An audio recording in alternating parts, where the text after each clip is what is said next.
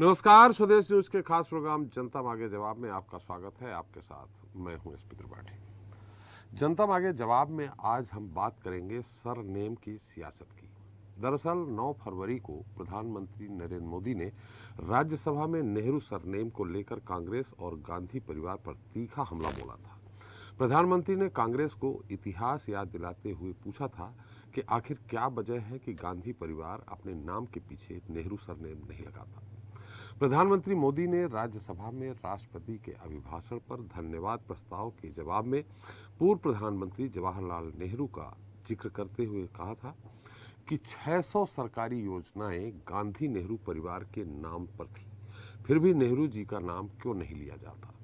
उन्होंने कहा था कि यदि किसी कार्यक्रम में नेहरू जी के नाम का जिक्र नहीं किया जाता है तो कुछ लोगों का खून गर्म हो जाता है, लेकिन मुझे समझ में नहीं आता कि उनकी पीढ़ी का कोई व्यक्ति नेहरू सरनेम क्यों नहीं लगाता।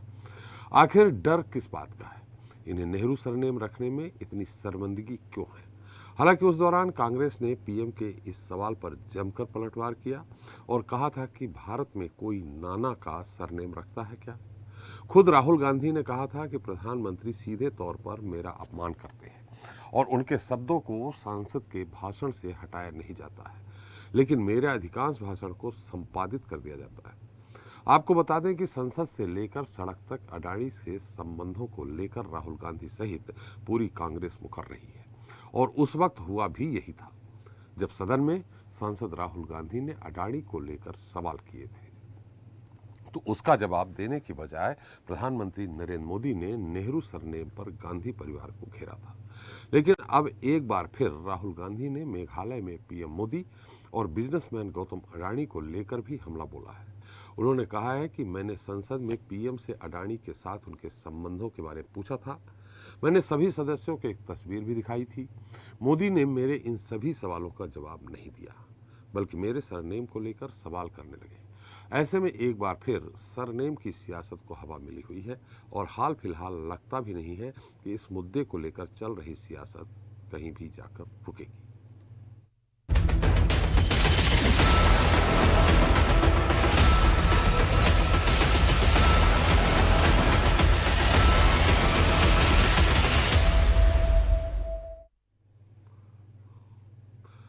तो राहुल गांधी ने बुधवार को मेघालय की राजधानी शिलांग में चुनावी रैली को संबोधित किया था। इस दौरान उन्होंने प्रधानमंत्री नरेंद्र मोदी और मीडिया पर निशाना साधा था। राहुल ने कहा था कि पीएम मोदी ने संसद में मुझसे एक सवाल पूछा और कहा मेरा नाम गांधी है, नेहरू क्यों नहीं।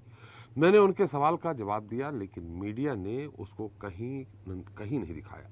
राहुल ने आगे कहा कि हाँ, आपने देखा होगा कि जब प्रधानमंत्री भाषण देते हैं तो पूरे टीवी पर छा जाते हैं, लेकिन मेरी स्पीच को मीडिया नहीं दिखाता है। राहुल ने कहा कि देश की मीडिया को 2 से 3 बड़े बिजनेसमैन कंट्रोल कर रहे हैं, जिनके संबंध में पीएम मोदी से है।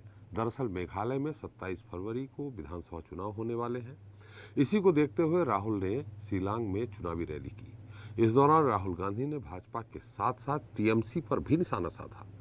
लोगों से कहा कि आप टीएमसी का इतिहास जानते हैं, बंगाल में होने वाली हिंसा को भी जानते हैं, उनकी परंपरा को पूरी दुनिया जानती है, क्योंकि उनका उद्देश्य बीजेपी की मदद करना था। मेघालय में भी टीएमसी का मकसद भाजपा को सत्ता में लाना है।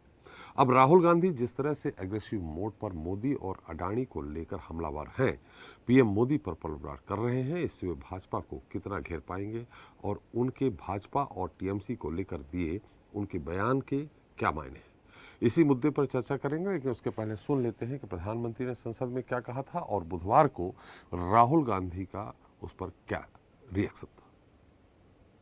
इतनी सरकारी योजनाएं सिर्फ गांधी नेहरू परिवार के नाम पे है।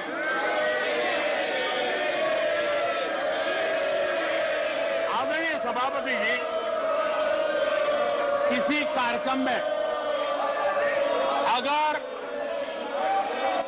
नेहरू जी के नाम का उल्लेख नहीं हुआ तो कुछ लोगों के बाल खड़े हो जाते हैं, उनका लहू एकदम गर्म हो जाता है कि नेहरू जी का नाम क्यों नहीं दिया।